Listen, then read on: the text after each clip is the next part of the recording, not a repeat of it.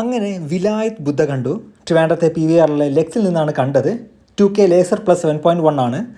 നല്ല എക്സ്പീരിയൻസ് ആയിരുന്നു കേട്ടോ, വളരെ നല്ല എക്സ്പീരിയൻസ് ആയിരുന്നു. വിലായത് ബുദ്ധ ബൈ ജയൻ നമ്പ്യാർ. ജയൻ നമ്പ്യാറിൻ്റെ ഡെബ്യൂ ആണ്. GR ഇന്ദുഗോപൻ്റെ നോവലിൻ്റെ അഡാപ്റ്റേഷനാണ്. സച്ചിയാണ് ഈ പ്രോജക്റ്റ് തുടങ്ങിയത്. പിന്നെ അദ്ദേഹത്തിൻ്റെ അസോസിയേറ്റ് ജയൻ നമ്പ്യാർ ഇത് ഏറ്റെടുത്ത്.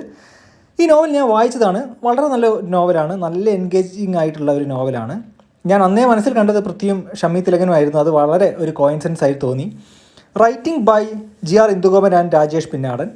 ഈ ചിത്രത്തിലെ ഏറ്റവും വലിയ പോരായ്മ ഇതിൻ്റെ എഴുത്താണ്. വളരെ വീക്കായിട്ടുള്ളൊരു സ്ക്രീൻ പ്ലേ ആയിരുന്നു. വലിച്ച് നീട്ടി ഒരു റബ്ബർ ബാൻഡ് പരുവം പോലെ ആക്കി കളഞ്ഞു. ഡയറക്ഷനും വളരെ ശരാശരി മാത്രമായിട്ട് ഒതുങ്ങി.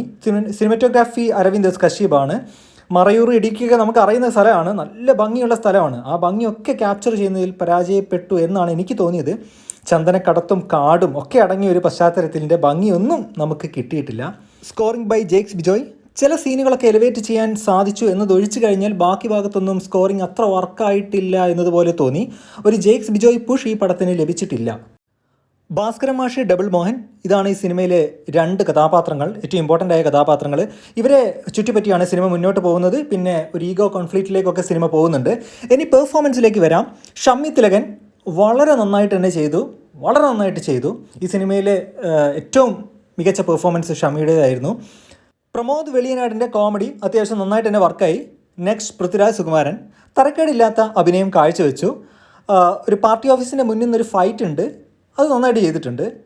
മോശം തിരക്കഥയിലെ ദുർബലമായ കഥാപശ്ചാത്തലത്തിലൂടെ പോകുമ്പോൾ ഒരു ആക്ടർക്കും ഒരു പരിധിയിൽ കൂടുതൽ ചെയ്യാൻ പറ്റില്ല. സിനിമയിലെ പല ഇൻസിഡൻസും പ്രസൻറ്റ് ചെയ്ത രീതി അത്രയ്ക്ക് മോശമായിരുന്നു. പൃഥ്വിയെ നമുക്ക് ഇതിൽ പഴിച്ചിട്ട് കാര്യമില്ല. ഇപ്പോൾ ഷമ്മി തിലകനോട് അനുഗ്രഹം വാങ്ങാൻ പോകുന്നൊരു സീനുണ്ട്, അതിൽ പൃഥ്വിക്ക് വെടി കൊണ്ടുന്നുണ്ട്. അത് മുൻകൂട്ടി അപ്പോയിൻമെൻറ്റ് എടുത്തിട്ട് പോയി വെടി കൊണ്ടതുപോലെയൊക്കെ തോന്നി. ഒരു ലീഡ് ആക്ടറിനെ സിനിമയിൽ പ്രസൻറ്റ് ചെയ്യുന്ന രീതി വളരെ വളരെ ഇമ്പോർട്ടൻ്റ് ആണ്. അദ്ദേഹത്തിൻ്റെ ലുക്സ്, കോസ്റ്റ്യൂം ഒക്കെ വളരെ ഇമ്പോർട്ടൻ്റ് ആയിട്ട് തന്നെ നോക്കണം. സലാറിൽ ഡ്രസ്സിലാണ് കരിയെങ്കിൽ ഇവിടെ മുഖത്താണ് കരി. ഈ റോനസ് എന്ന് പറഞ്ഞാൽ ഈ കരിവിരേണ്ട ജീവിതമല്ല, അത് ആദ്യം മനസ്സിലാക്കണം. പിന്നെ നായിക പ്രിയംവദ കുഴപ്പമില്ലാതെ അഭിനയിച്ചു. ചില സ്ഥലത്തൊക്കെ വളരെ ഫോഴ്സ്ഡ് ആയിട്ട് തോന്നി. പിന്നെ ഈ സിനിമയിൽ ചുരത്തിൻ്റെ മുകളിലേക്ക്, അതായത് മലമുകളിലേക്ക് ഒരു വഴി വെട്ടി ജീപ്പ് ഓടിക്കുന്ന ഒരു മഹത്തായ സീൻ ഇതിലുണ്ട്. ഈ സിനിമയ്ക്ക് ഒരു എഡിറ്റർ ഉണ്ടോ എന്ന് പോലും ഞാനന്നിപ്പോൾ സംശയിച്ചു പോയി. പിന്നെ അത് എടുത്തു വെച്ചിരിക്കുന്ന വിധം അത് അതിലും ഗംഭീരം. റബ്ബർ പാല് കുടിച്ച ജീപ്പ് പോലെ മലമുകളിൽ നിന്ന് ജീപ്പ് തുള്ളി കളിക്കുന്നൊക്കെ ഉണ്ട്. ഈ മലയുടെ ഏറ്റവും ടോപ്പിൽ ഒരു ചെറിയ വഴിയിലൂടെ രാജുവേട്ടൻ വണ്ടി ഓടിക്കുന്നുണ്ട്, ജീപ്പ് ഓടിക്കുന്നുണ്ട്. നായികയുടെ മുഖത്തേക്ക് നോക്കിയിട്ട് മുന്നിലോട്ടൊന്നും നോക്കുന്നില്ല. ഇത് ഓടിക്കുന്നത് കണ്ടാൽ കവടിയാർ റോഡിലൂടെ ഓടിക്കും പോലെ തോന്നും. പിന്നെ മലയുടെ പേരിയുടെ ചടങ്ങ്, ചോറൂണ്, അങ്ങനെ പോകുന്ന കാര്യങ്ങൾ.